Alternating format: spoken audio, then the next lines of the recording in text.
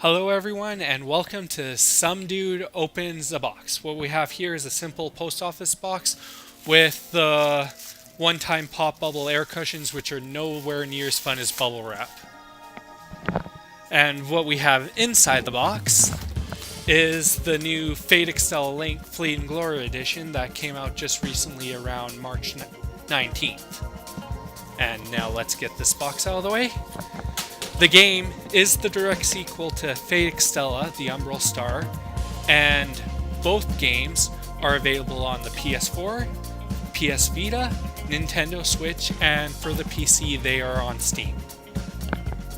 So first, let's take a look at the box. We have, of course, the front Fate Extella Link with a nice background showing the title servant Charlemagne, and on the side just Fate Extella Link with Marvelous and the Nintendo Switch icon.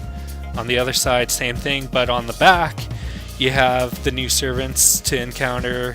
It shows you everything that's in the edition, which is your game, your soundtrack CD, your 4x5 wide 3D acrylic diorama, a set of 10 all-new 3x5 servant cards, and a 17x24 cloth wall scroll, along with pictures of the game and what's all included. And now let's go inside the box and see what's all in there. Basically, you just open, nothing there. We have the cloth right here, the soundtrack, the game, and then in the very bottom, just let me kind of finagle this out. I'll just roll that up.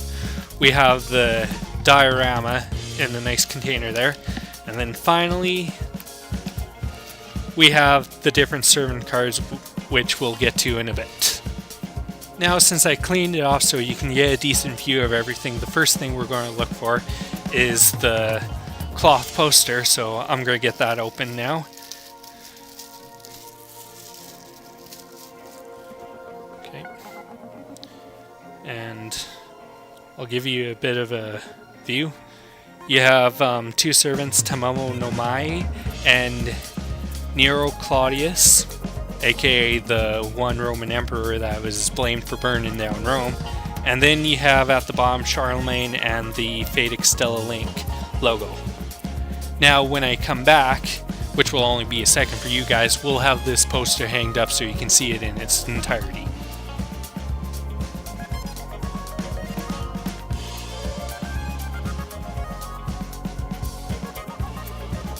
And now we have the poster up in its entirety, and I say it is a very nice artwork for the poster, and definitely part of the reason I felt that getting this special collector's edition of the game was worth it.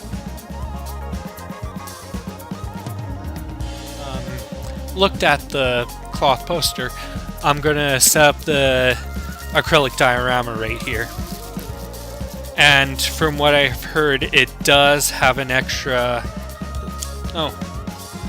doesn't have the extra little foam I've heard some versions of it had. But, yeah.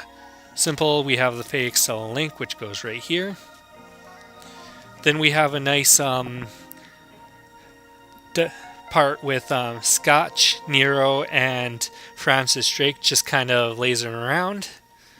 And then finally, we have the background to put it all together.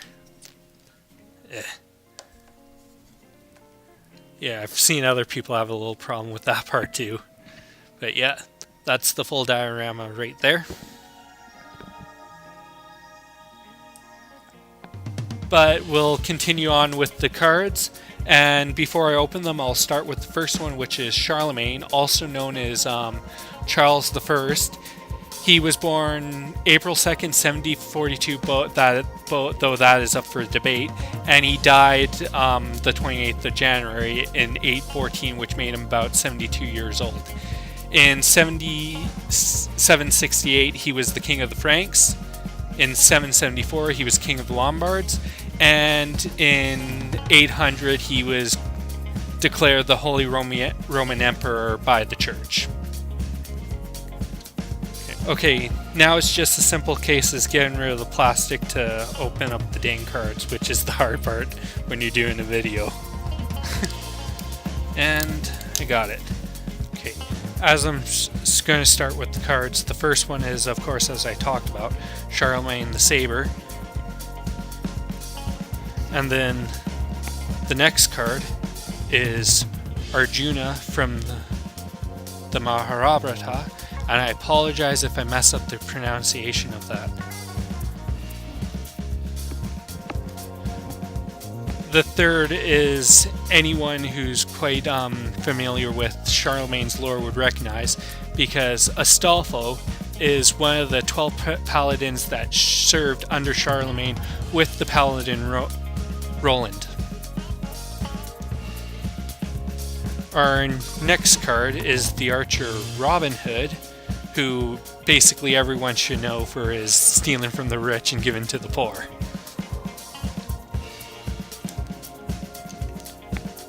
Next, we have our first rider card, one of the most famous privateers in the world, Francis Drake, who was famous for destroying the Spanish Armada and basically destroying Spain's control of the oceans.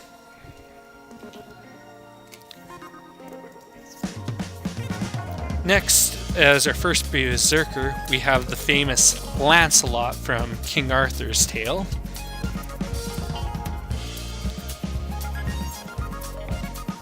Then our next is the famous Persian king, Darius III, who was a major rival to Iskander, or otherwise known as Alexander the Great.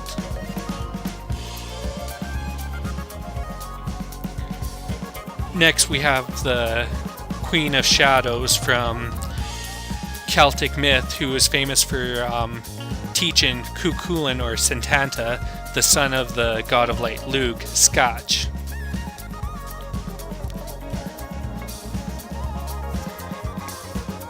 Our next guy is pretty creepy, and he was the inspiration for the pirate Bluebeard, is none other than Gilderais, a general for Jeanne d'Arc, who eventually was killed by the church for his crimes. And then finally, we have Karl the Great, who is the same person as Charlemagne. During his reign, he united much of Central and Western Europe. He was the first Roman emperor since the fall of Western Rome 300 years earlier, and he was the grandson of the Carolingian dynasty founder Charles Martel. Yep. Okay, so here we have all the cards laid out nicely with everything. But just to tell you what I felt about the quality, it's nice and soft, doesn't bend, it bends nicely but doesn't hold the bend, so it's a good quality there. Can have a decent flick.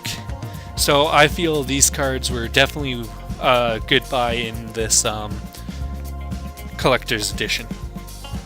And now we are on to the piece de résistance, the actual game itself, Fate Extella Link. Now we have a simple case with Nero, Sketch, Robin Hood, Charlemagne, Tamamo no Mai, and Astolfo on the front, along with Marvelous and the title. We move to the back and we have a showing of all the servants in the game, and it tells you how many players, if you can play it in portable mode, and even if you remove the controllers from the Switch. And now we'll open it up. When you open it up, you have your starting manual, your game, and then behind the starting manual, if you got it early enough, you have your special download link for 2 specific costumes for Nameless and Scotch. And then now I'll just remove this. And here you can see the nice, beautiful background they have in the back of the case. Okay.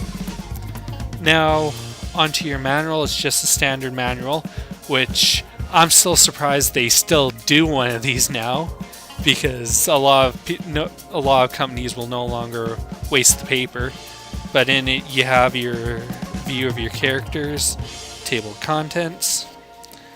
Then you have a showing of all your servants. Yep. And next you have your servant information of all the servants on multiple pages. And then finally you have the special bonus if you have the first game in the series, a save file from it.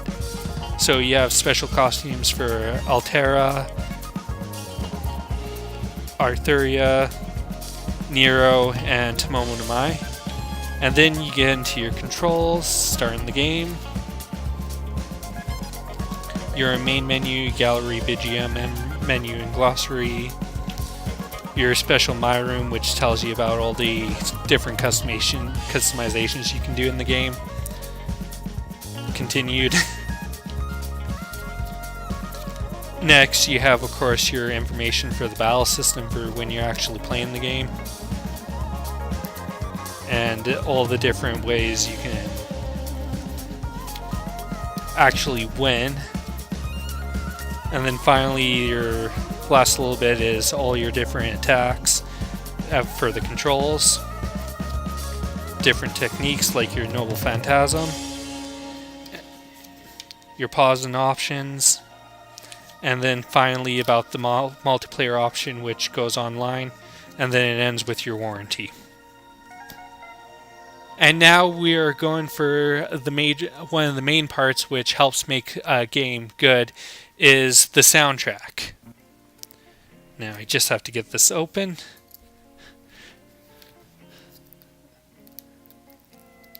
Ha! Isn't that nice? Finally managed to get around the side there.